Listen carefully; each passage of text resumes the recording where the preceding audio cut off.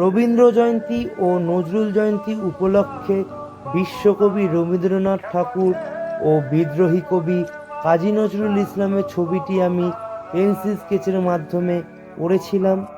আর এটি কী করতে ব্যবহার করেছি আর্টলাইন পেন্সিলের শুধুমাত্র একটি পেন্সিল 8B, আর এছাড়াও নর্মাল আর্ট পেপারের 4 ভাগের 1 ভাগ একটি পেজ। যে কোনো ছবি আঁকার ক্ষেত্রে তা যেই মিডিয়ামই হোক না কেন, অনেকের মাথায় একটা জিনিস ঘুরপাক করে যে ভালো মেটেরিয়ালস বা দামি কিছু ইউজ করলেই ছবির রেজাল্ট ভালো পাওয়া যাবে।